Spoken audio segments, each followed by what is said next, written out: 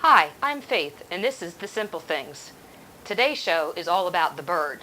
Today, we're going to roast a chicken, we're going to make stock, and we're going to make a few things with that chicken. Right now, I'm going to start with the spice rub. I like to make my own spice rubs. I've been doing it for years. It's a little bit of work, but it's worth it. I like to make a bunch of it ahead of time, and then I like to get an extra little leftover container, wash it out, make sure it's glass, not plastic. And then you've got a little shaker that you can put your little spice rubs on, and it's already made and done ready for you. So, I'm going to start out with salt. I'm going to put about a tablespoon of pink salt in there.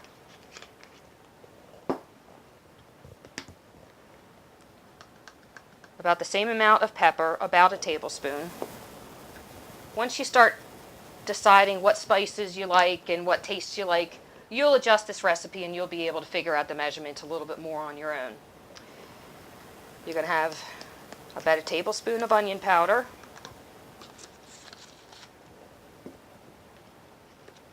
Same amount of garlic powder.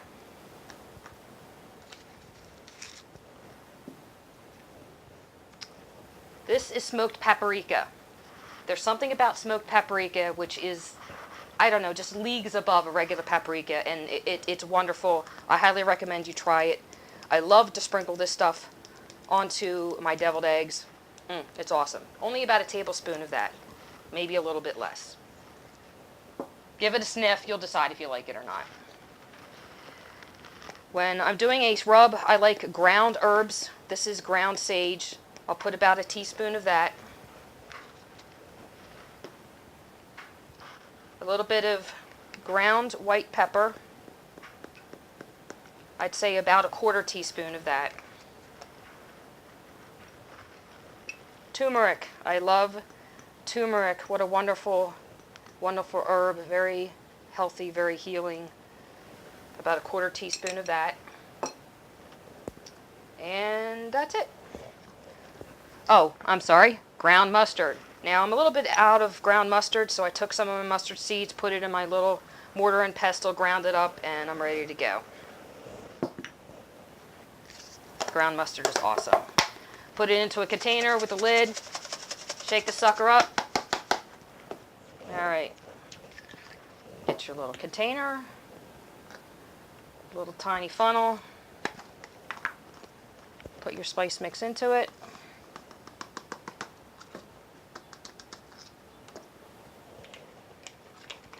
And there you go. You got your spice rub, and you're ready, set to go anytime that you're cooking chicken of any kind. Now we're going to go get the bird.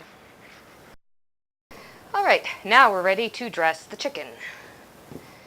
You've got your bird all rinsed off, or not rinsed off. You definitely want to pat it dry. Make sure that the skin is good and dry before you start putting some spices on it.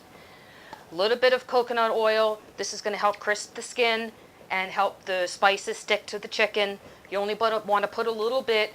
Again, dry skin on the chicken first. Believe me, that water logging it, that will keep you from having a nice crispy skin. Now we've got our pre-made spices. Isn't this convenient? One clean hand, one dirty hand. You're going to want to move this thing around to make sure that you get the spices pretty much everywhere. Make sure you get the legs all over the skin, because there's something special we're going to do with that later. We're going to go all Hannibal Lecter on this chicken later on. You'll see what that's all about. Alright, on the sides, on the top of the leg, a little bit down in the nether regions, and we are good to go. Alright. Now we got our dressed chicken. We're going to stick the puppy in the oven.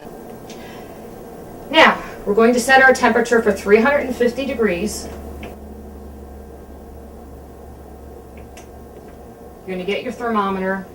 Now, most of your instructions for checking the internal temperature of a chicken is putting the thermometer into the thigh. But for most of your home cooks and your novice cooks, that's kind of hard to find. It's a lot easier to put the thermometer into the breast. So I'm going to put the thermometer into the breast of the chicken.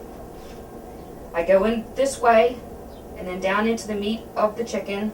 Just leave a little bit of the thermometer left over. As you can see, I have a little pan on the bottom to catch any drips, just in case. I don't like to put it right underneath because I like the air to circulate underneath. Close your oven door. Plug in your thermometer. A digital thermometer with an alarm is worth the money. I don't pay a lot for this, but believe me, it's worth it. Have your alarm set for 165 degrees for the internal temperature for the breast. The temperature's going to rise up a couple degrees after you pull it out. It'll be perfect every time. So you set this thing down, make sure your alarm is set for 165, and you're good to go. Now we are ready to cut up the chicken. You're going to start, now of course you're going to have this thing cooled off first. You're going to start by taking the legs off. Okay. Cut the skin around, underneath. You're going to pull it out until you can find the space between the bones and just cut right on through, and the leg comes right off. I'm going to do that on this side. Be very careful with your hands. Okay. Pull it out, cut right between the joints, comes right off. You grab the legs, and that'll pop right off too. Do the same for that side. Okay.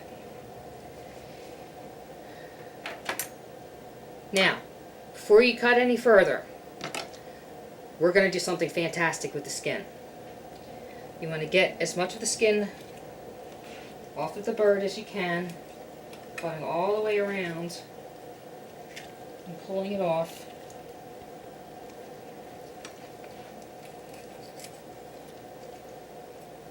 Okay. Around that side. A little bit of effort. And what you're going to do,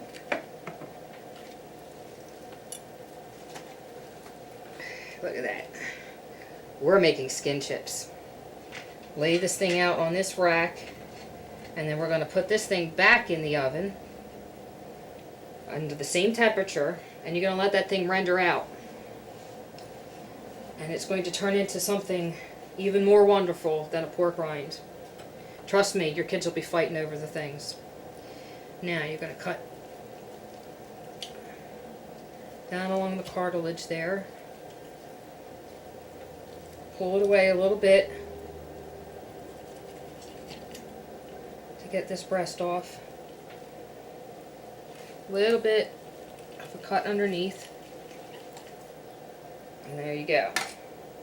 Breast comes right off. Right over to this side.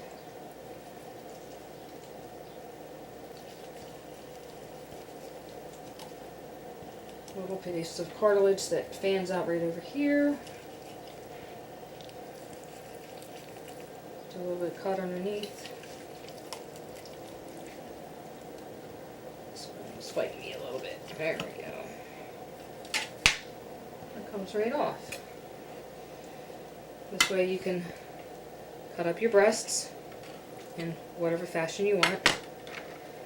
Now, if you want to eat the chicken thighs, you want to flip this sucker over. It's a lot easier just to get this skin out of the way. But hold on to it, because you're going to put that into the stock along with the rest of the bones. Now,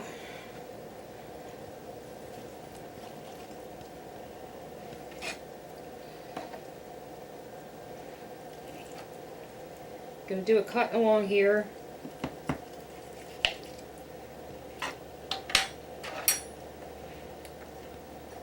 Grab this, pop it off, cut that little piece right here, and your chicken thigh will come right off. Do the same thing with this side. Grab hold of it. Well, that one kind of fell apart, but that's alright. Just pull this little bit of meat off of here. Put that down if anybody likes the dark meat. But basically, there's your presentation of your chicken. Now, the rest of this is going right into the pot.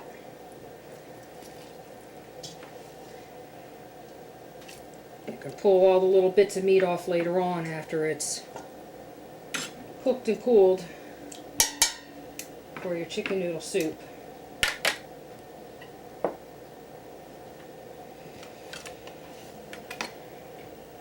And you're just going to get everything in the pot because this is all good stuff. Okay.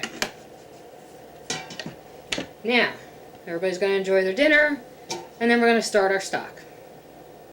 Now we're going to start chopping our vegetables for the stock. I'm also going to chop up the vegetables for chicken noodle soup because that's one of the things that we're going to do with the stock later on. I'm also going to show you a couple of other ideas about things that you can do with the chicken leftovers. We're going to do the whole picture. Now, you get some carrot tops or some excess vegetables.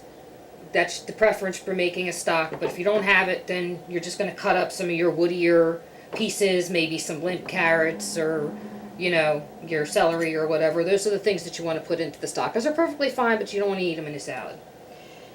I still cut off the tops.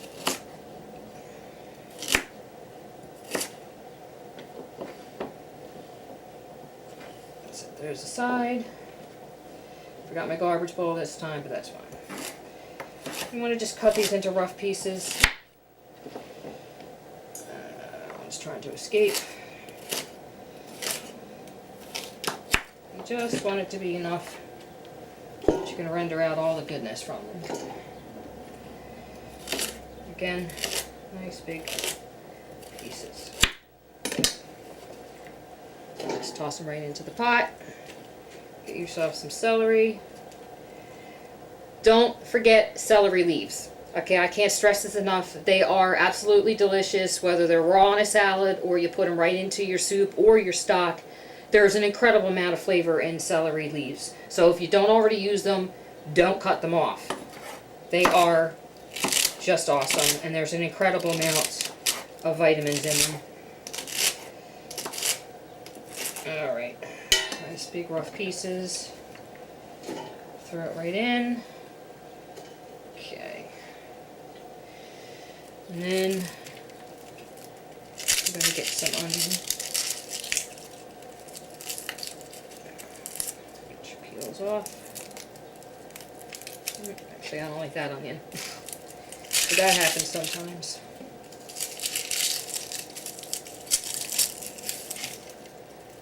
Okay.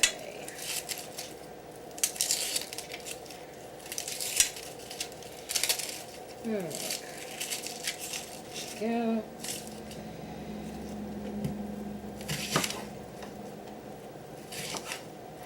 Just barely take off the top and the bottom because most of this is just fine for a stock. Cut it into big rough pieces right into the pot. Okay. Now, here's a little cheat for you. Sometimes you don't have fresh garlic. This is the jarred chopped garlic.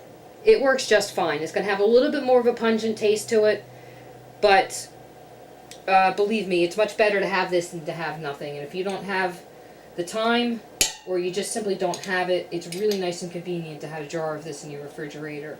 And when you do, and especially if you're going to make a stock, put a little bit of the juice in there. Now we're going to chop up the vegetables for the chicken noodle soup. These you're going to cut up a little bit finer. I'm going to take the ends off. One thing I'll say about carrots is that you don't bother to peel them as long as they are organic and they've been washed. You don't have to peel them. I do a mixture of water and white vinegar to soak all of my vegetables in. It takes everything off, cleans it perfectly, and it'll revive limp vegetables like celery. You mix about a tablespoon of vinegar for every quart of water and let it sit for a couple of minutes, and you're good to go. Okay.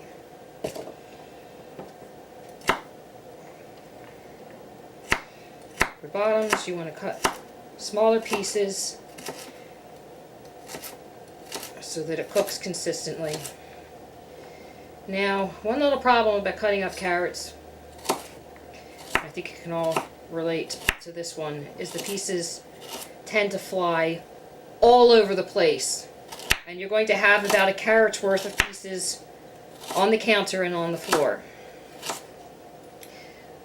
Rock the knife. Okay? And I don't mean like rock the knife. I mean rock it like this when you're cutting and the pieces won't fly around. Okay.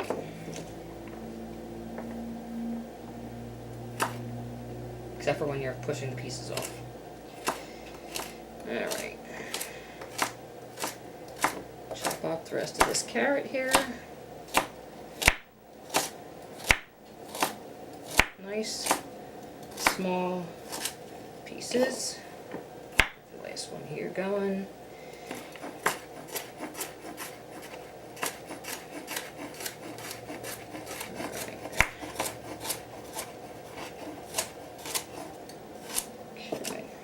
Alright, get this into the bowl.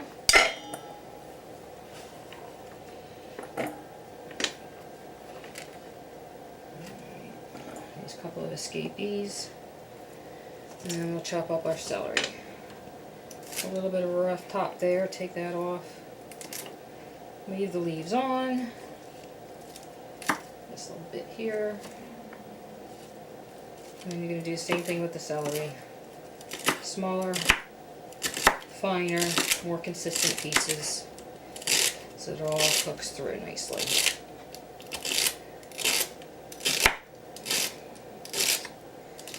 Okay, get it back over here. Trying to escape. Alright. You got your celery.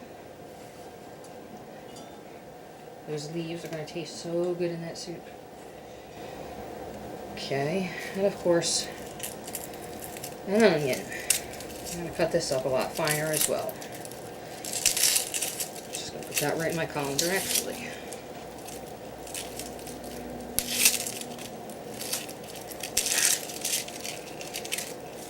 Okay.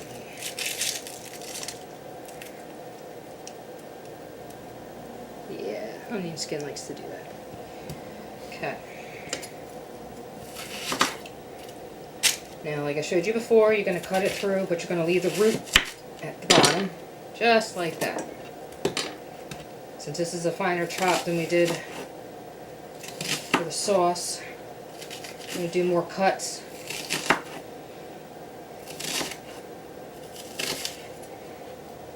One along the bottom here, very carefully. Same over here.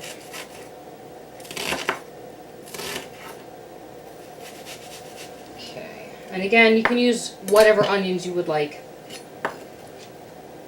but there are a lot of extra minerals in purple vegetables, so I've been using a lot more red onions lately. And they have a nice spicy taste to them too, especially when you use them raw. Alright. Okay.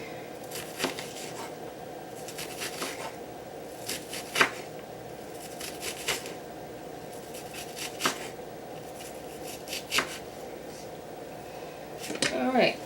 Bunch of onions. And having a ton of onions is actually better for chicken noodle soup, especially if you're going to be cooking that soup for a sick baby. The onions are your key to help with those little coughs. Alright, and we're ready to start assembling our stock.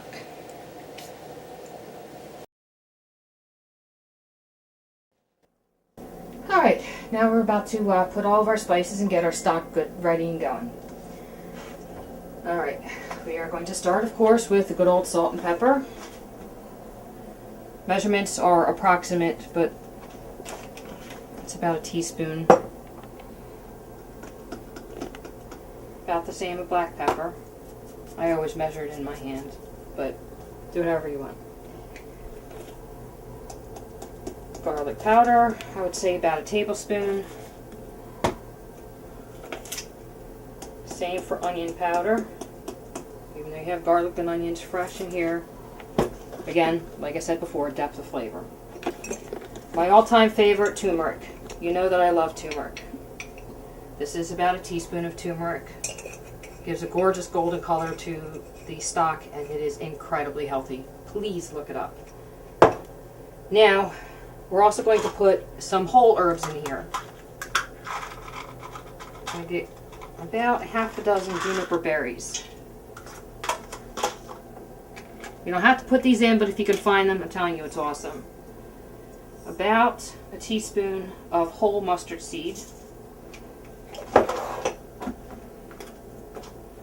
And about a tablespoon of whole peppercorns. It's not going to make it more peppery, it's just going to add something to it. You just have to wait and see. We're going to take, I would say, about 2 tablespoons of this garlic. And this is all of the drippings from the bottom of the pan for your chicken. You're going to use this stuff too. Put all of it in there. Okay. And then the water. As far as the measurements is concerned, you just want enough water to cover over all of your chicken and your water. Okay? Get yourself a wooden spoon. Okay? Any more water than that, and you're really just not going to get a deep enough flavor. So you just want it just covering it or just almost covering it, and that's exactly how much water you need. You're going to start this thing up. Start it on high at first. As soon as it starts to come close to a boil, you're going to turn it down to about medium low and let it simmer. And you're going to let this thing simmer for hours, about as long as you can. After about 2 hours, I would say give it a taste. Adjust it for salt, and then let it go until it has the concentration of flavor that you want. So the timing is really going to be about up to you, a minimum of 2 hours. You can easily put this inside of a crock pot and just let that sit and not even have to worry about it. Once you have your timing down right, I would say go ahead and start in your crock pot, because then you know exactly how many hours to set your crock pot for. But making your own stock is just awesome, and there are an incredible amount of health benefits to it. You're going to get, on top of all your vitamins and minerals, you're going to get collagen and elastin, which is important for all kinds of things. You're going to get natural glucosamine and chondroitin, and you know how expensive that is. You're going to get that right in your stock because you're boiling it right out of the bones. And you're going to save yourself a huge amount of money also. The savings are just incredible. So there's your stock. Okay, so you've been cooking your stock for hours. Now you're ready to strain it out. This is what I do. You got to figure out what you could do for whatever equipment you have. Okay. I have a little big bowl like this, and then I have a strainer. Fits inside. Strain it once through this so that you can toss out all of your vegetables and stuff, and you can cool your carcass in here and pick off any leftover meat to put inside of your soup. Then drain it again through a little hand sieve like this into a big container, and then let it sit in the fridge overnight. What that's going to do is that all of your awesome stock is going to settle on the bottom of the container, and all of your fat is going to settle onto the top. Now,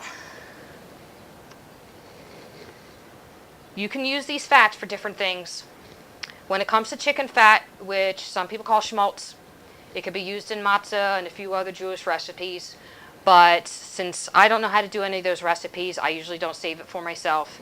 If you have dogs, it might be good for them during the winter time. Other than that, I'm not really sure what I could do with it. But you're going to skim it off of the top with a saladed spoon and set it aside.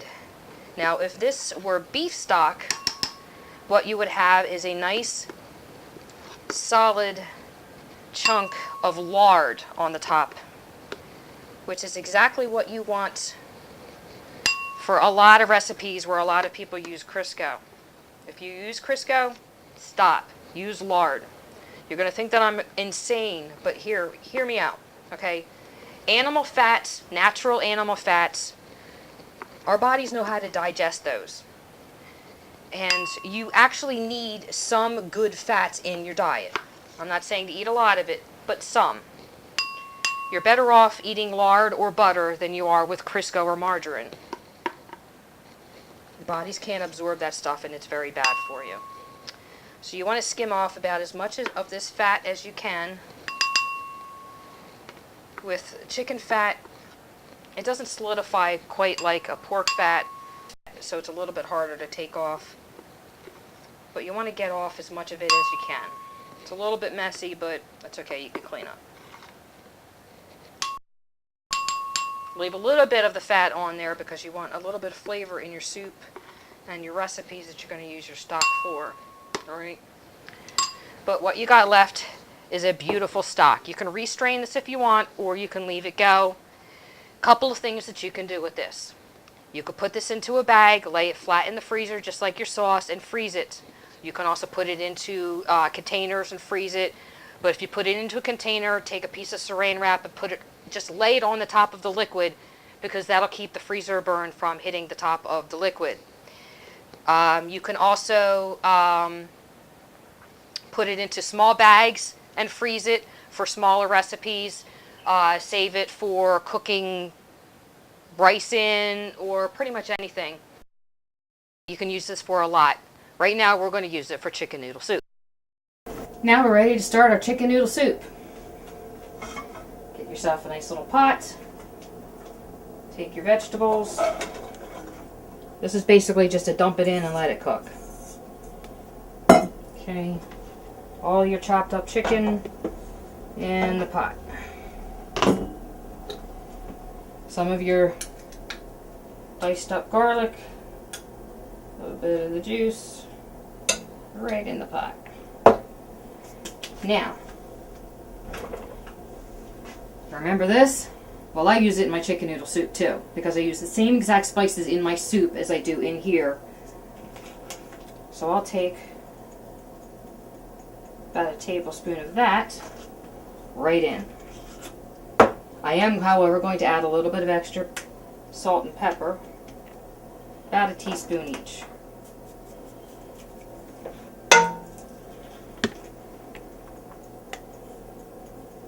Because you are going to add some extra water along with your stock in here, and you don't want to lose that salt. I also like marjoram, about a tablespoon, and dried basil, also a tablespoon. Okay. Pour in your stock. It's okay if it looks like that. That is from all of the collagen. And it'll loosen right up as soon as you start to cook it. You're also going to put a little bit of water on top.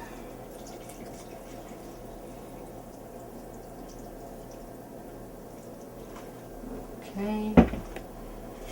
Kitchen's best weapon, wooden spoon.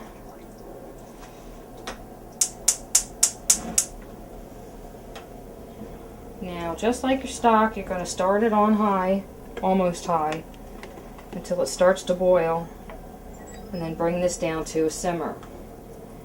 Now, as far as the cooking time, as soon as the vegetables are all cooked, and you're happy with the flavor, taste it for salt after a while. Make sure that your spices and everything are correct. So if there's other spices that you like, you want to put in there. Everybody's got their own thing. You want to check it after a little while. Soup is always best the next day. I think we all know that. So sometimes I'll make my chicken noodle soup the day before, and then I'll put it back on the stove for the next day, and then recook it, and then it's even more awesome. But usually you could probably be having the soup in about an hour, since the chicken is already cooked and you're just waiting for your vegetables to cook up. But that is your chicken noodle soup. Now, there's a couple other things that you could do with the chicken leftovers. You can dice up your chicken just like I did for here, and you can mix up a little bit of chicken salad. You can also make a chicken a la king. There's all kinds of things that you could do with the chicken leftovers. Use every little bit. If you want to use, I can put a couple of recipes up for the chicken salad and the chicken a la king on my blog. If you want to also read the ingredients for all of these recipes, you can find it there. But I hope you enjoy, and the next time you have a hankering for chicken, I hope you roast the whole thing. Have a great day.